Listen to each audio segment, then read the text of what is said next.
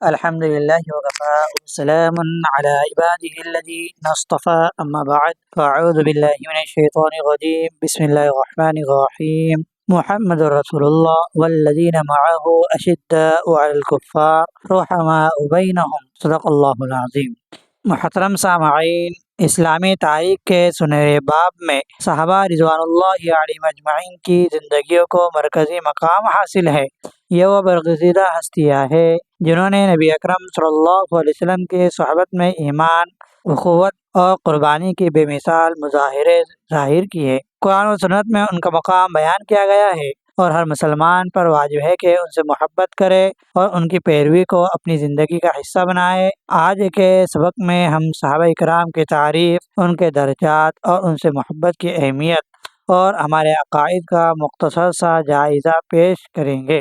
سب سے پہلی بات یہ ہے کہ صحابی کسے کہتے ہیں؟ صحابی اس مسلمان کو کہا جاتا ہے جس نے ایمان کی حالت میں نبی اکرم صلی اللہ علیہ وسلم کی صحبت اختیار کی اور اسی ایمان پر اس کی وفات ہوئی ہو۔ یہاں پر چند لفظ یاد رکھے کہ صحابی اس مسلمان کو کہا جاتا ہے جس نے ایمان کی حالت میں رسول پاک صلی اللہ علیہ وسلم کی زیارت کی اور آپ کی صحبت اختیار کی اور اسی ایمان پر اس کی وفات ہوئی ہے۔ ایسے شخص کو صحابی کہا جاتا ہے۔ اور وہ لوگ جنہوں نے آپ صلی اللہ علیہ وسلم کا زمانہ تو پایا ہے لیکن آپ صلی اللہ علیہ وسلم سے ان کی ملاقات نہیں ہو سکی، جیسے کہ اویس قرنی رحمۃ اللہ علیہ، تو انہیں تابعی کہا جاتا ہے اور یہ تابعی کی سب سے اولین صف کے اندر ہے۔ اور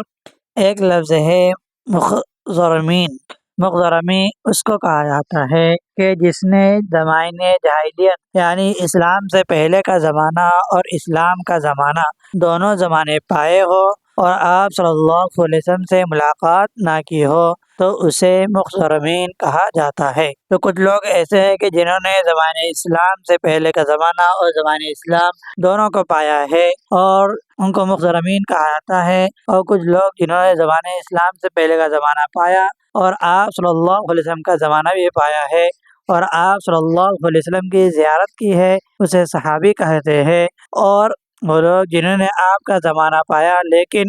آپ کی زیارت سے مشرف نہ ہو سکے، آپ سے ملاقات نہ ہو سکی، انہیں تابعی کہا جاتا ہے۔ اور جن لوگوں نے صحابہ کو دیکھا ہے انہیں تابعی کہتے ہیں، اور جنہوں نے صحابہ کے دیکھے ہوئے لوگوں کو دیکھا ہے انہیں تبع تابعین کہتے ہیں۔ صحابہ کو نبی کریم صلی اللہ علیہ وسلم کی براہ راست تربیت کا شرف حاصل ہوا۔ انہوں نے دین اسلام کی اشاعت میں بنیادی کردار ادا کیا۔ ان کے ایمان اور اخلاص کی بنیاد پر ان کی زندگیوں کو تمام مسلمانوں کے لیے مشعل راہ قرار دیا گیا ہے۔ سرکار دو عالم صلی اللہ علیہ وسلم نے فرمایا کہ میرے صحابہ ستاروں کے مانند ہے، تم ان میں سے جس کی بھی پیروی کرو گے ہدایت پا جاؤ گے۔ تمام صحابہ رضی اللہ علیہم اجمعین کی شان بلند ہے، مگر قرآن و حدیث میں بعض صحابہ کے درجات کو ممتاز حیثیت دی گئی ہے۔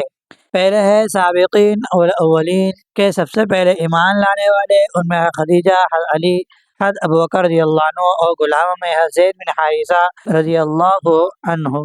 شامل ہے۔ ان ہستیوں نے ابتدائی دنوں میں اسلام قبول کر کے بے مثال استقامت کا مظاہرہ کیا، اور ان کے بعد آتے ہیں وہ لوگ جنہوں نے حضرت عمر رضی اللہ عنہ کے اسلام قبول کرنے سے پہلے دار ارقم میں چھپ کر اسلام قبول کیا ہے، جن کی تعداد 40 ظاہر کی جاتی ہے، اور پھر اس کے بعد ہجرت سے پہلے مسلمان ہوئے وہ مہاجرین صحابہ جو مکہ سے مدینہ ہجرت کر کے دین کے لیے اپنی جائیداد اور خاندان چھوڑنے پر آمادہ ہوئے ہیں۔ انہیں مہاجرین کہتے ہیں جو مکہ سے مدینہ کی طرف ہجرت کر کے گئے تھے، اور اس کے بعد مدینہ کے مسلمان جنہوں نے مہاجرین کا استقبال کیا اور اپنی جان و مال سے ان کی مدد کی ہے، اپنی جان اور مال ان کے لیے قربان کر دیا ہے، اور اس کے بعد وہ صحابہ جو بدر میں شریک ہوئے، اور اس کے بعد وہ صحابہ جو بیعت رضوان میں یعنی صلح حدیبیہ کے پہلے آپ صلی اللہ علیہ وسلم نے جو درخت کے نیچے بیعت کی تھی، جس کا تذکرہ قرآن پاک کے 26 پارے میں سورہ فتح کے اندر ہے کہ اذ یبایعونک تحت الشجرۃ، کہ وہ لوگ جنہوں نے درخت کے نیچے بیعت لی ہے اللہ تبارک و تعالیٰ ان سے راضی ہو گیا اور اہل بدر اور بیت رضوان کے بارے میں اللہ تبارک و تعالیٰ سورۃ توبہ کے اندر فرماتے ہیں کہ رضی اللہ علیہم رضی اللہ عنہم ورضوا عنہ، کہ اللہ تعالیٰ ان سے راضی ہو گیا اور وہ اللہ سے راضی ہو گئے۔ صحابہ کا مقام و مرتبہ، قرآن و حدیث میں صحابہ کے مقام کو بیان کیا گیا ہے تاکہ امت کے لیے ان کا احترام اور پیروی واجب ہو۔ قرآن میں ارشاد ہوتا ہے وَالسَّابِقُونَ الْأَوَّلُونَ مِنَ الْمُهَاجِرِينَ وَالْأَنصَارِ، کہ سب سے پہلے ایمان لانے والے مہاجرین اور انصار اللہ کی رضا کے مقام پر پہنچ گئے اور اللہ ان سے راضی ہو گیا ہے۔ اور حدیث میں نبی کریم صلی اللہ علیہ وسلم نے ارشاد فرمایا کہ میرے صحابہ کے بارے میں اللہ سے ڈرو، ان سے محبت ایمان اور ان سے بغض نفاق کی علامت ہے۔ یہ ترمذی شریف کی روایت ہے۔ صحابہ رضوان اللہ علیہم اجمعین نے غزوات میں اپنی جانوں کی قربانیاں دی، مکہ سے مدینہ کی طرف ہجرت کی اور اسلامی ریاست کے قیام میں اہم کردار ادا کیا ہے۔ صحابہ سے محبت ایمان کا حصہ ہے اور نبی کریم صلی اللہ علیہ وسلم کی تعلیمات کے مطابق صحابہ سے محبت کرنا ایمان کی علامت ہے اور ان سے بغض رکھنا نفاق کی نشانی ہے۔ نبی کریم صلی اللہ علیہ وسلم نے فرمایا کہ جو میرے صحابہ سے محبت کرے گا وہ مجھ سے محبت کرے گا، اور جو ان سے بغض رکھے گا وہ مجھ سے بغض رکھے گا۔ تو ان سے محبت دراصل رسول اللہ صلی اللہ علیہ وسلم سے محبت اور اللہ کی رضا کا ذریعہ ہے۔ یہی وجہ ہے کہ ان کے مقام میں گستاخی کرنا اور ان پر نکتہ چینی کرنا سختی سے منع کیا گیا ہے۔ بخاری شریف میں ہے آیت الایمان حب الانصار و آیت النفاق بغض الانصار، کہ ایمان کی علامت انصار سے محبت کرنا اور نفاق کی علامت انصار سے بغض کرنا ہے۔ امام بخاری رحمۃ اللہ علیہ نے باقاعدہ علامت الایمان حب الانصار کے عنوان سے باب قائم کیا، جس کے تحت سیدنا حضرت انس رضی اللہ عنہ کی روایت نقل کی ہے کہ ایمان کی علامت انصار سے محبت کرنا ہے اور نفاق کی علامت ان سے بغض رکھنا ہے۔ اس حدیث کی شرح کرتے ہوئے شارح بخاری علامہ بدر الدین عینی رحمۃ اللہ علیہ فرماتے ہیں یہ حکم یعنی صحابہ سے محبت ایمان کے لیے شرط ہونا تمام اعیان صحابہ رضوان اللہ علیہم اجمعین بلکہ عمومی طور پر تمام ہی صحابہ رضی اللہ علیہم اجمعین کے لیے ہے۔ ان سے محبت کرنا ایمانی تقاضا بلکہ کامل مومن ہونے کی شرط ہے۔ امام ابن حزم فرماتے ہیں کہ حبہم ای الصحابۃ فرض، کہ صحابہ سے محبت فرض ہے۔ قاضی عیاض فرماتے ہیں نبی کریم صلی اللہ علیہ وسلم سے محبت اور آپ کی توقیر کا تقاضا یہ ہے کہ آپ صلی اللہ علیہ وسلم کے صحابہ کے ساتھ اکرام کا معاملہ کیا جائے اور ان سے ٹوٹ کر محبت کی جائے اور ان کی پیروی اور ان کی ثنا خوانی کی جائے۔ صحابہ کی ثنا خوانی نفاق سے براءت اور ان سے بغض ضلالت کی علامت ہے۔ عشق نبوی کا تقاضا ہی صحابہ سے محبت ہے۔ امام ایوب السختیاتی رحمۃ اللہ علیہ فرماتے ہیں کہ جس نے صحابہ کی خوبیاں بیان کی وہ نفاق سے بری ہو گیا، اور جس نے ان میں سے کسی پر نقد کیا وہ بدعتی اور گمراہ ہے، سنت کا مخالف اور سلف صالحین کے طریقے سے انحراف کرنے والا ہٹنے والا ہے۔ بلکہ مجھے تو ڈر ہے کہ اس کی کوئی نیکی اللہ کے دربار میں مقبول نہیں ہوں گی جب تک کہ وہ تمام صحابہ سے محبت نہ کرنے لگے، اس کا دل ان کے بارے میں صاف ہو۔ امام ابو نعیم اصفہانی نے فضیل بن عیاض رحمۃ اللہ علیہ کا قول نقل کیا ہے کہ انی احب من احبهم وهم الذین یسلم منهم اصحاب محمد، میں ان سے محبت کرتا ہوں جن سے اللہ محبت کرتے ہیں اور وہ لوگ جن کی زبان درازیوں سے صحابہ رضوان اللہ علیہم اجمعین محفوظ ہے، اور میں ان سے بغض رکھتا ہوں جن سے اللہ بغض رکھتے ہیں، یہ وہ لوگ ہیں جو نفس پرست ہے اور بدعتی ہے۔ خراسان کے عالم ربانی امام ابو حفص عمران بن سلیم رحمۃ اللہ علیہ فرماتے ہیں لو ان رجلا ارتكب كل خطيئة ما خلا الشرك بالله وخرج من الدنيا سليم القلب لاصحاب رسول الله صلی اللہ علیہ وسلم غفر اللہ له، اگر کوئی شخص ایسا ہو کہ جس نے ہر طرح کے گناہوں کا ارتکاب کیا ہو سوائے شرک کے، اور وہ اس دنیا سے صحابہ کے بارے میں دل صاف لے کر جائیں گا تو اللہ تعالیٰ اسے معاف فرما دیں گے۔ کسی نے ابو حفص سے دریافت کیا کیا اس پر آپ کے پاس کوئی دلیل ہے؟ تو آپ نے کہا قرآن کریم کی آیت قل ان کنتم تحبون اللہ فاتبعونی یحببکم اللہ، اللہ اور آپ صلی اللہ علیہ وسلم کی اتباع کا تقاضا یہ ہے کہ آپ صلی اللہ علیہ وسلم کے ساتھ ساتھ صحابہ سے بھی محبت ہو، اس لیے کہ آپ صلی اللہ علیہ وسلم بھی اپنے صحابہ میں سے ہر ایک سے محبت کرتے تھے۔ سبحان اللہ، یہ شان ہے صحابہ۔ اس قول کے راوی فرماتے ہیں کہ مجھ سے کسی نے اس قول کے بارے میں دریافت کیا کیا یہ بات درست ہے؟ تو میں نے کہا بالکل، اور پھر میں نے کہا کہ مختلف مجلسوں میں اسے 1000 بار دہرایا اور لوگوں سے کہا ہے کہ اسے تحریر کر لو۔ امام بشر حافظ رحمۃ اللہ علیہ فرماتے ہیں اوثق عملی فی نفسی حب اصحاب محمد صلی اللہ علیہ وسلم، کہ میرے نزدیک سب سے پختہ اور وزنی عمل محمد عربی صلی اللہ علیہ وسلم کے صحابہ کے ساتھ محبت کرنا ہے۔ سبحان اللہ۔ بشر حافظ رحمۃ اللہ علیہ نے یہاں تک فرمایا کہ نظرت فی هذا الامر فوجدت لجميع الناس توبة الا من تناول اصحاب محمد صلی اللہ علیہ وسلم فان اللہ عز وجل حجز عنهم التوبة، کہ صحابہ سے بغض کے بارے میں جب میں نے غور و خوض کیا تو میں اس نتیجے پر پہنچا کہ دیگر تمام گنہگاروں کی توبہ قبول ہو جاتی ہے سوائے اس کے جس نے صحابہ کو برا بھلا کہا ہو، اللہ اسے توبہ کی توفیق سے محروم رکھتے ہیں۔ امام عبداللہ ابن مبارک رحمۃ اللہ علیہ فرماتے ہیں خصلتان من کان فی الصدق وحب الصحابۃ فارجو ان ینجو ان اسلم، کہ اسلام لانے کے بعد اگر کسی میں جو خصلتیں پائی جائیں گی تو اس کی نجات کی امید ہے۔ نمبر 1 صداقت کا عادی ہونا، اور نمبر 2 آپ صلی اللہ علیہ وسلم کے صحابہ سے محبت کرنے والا ہونا۔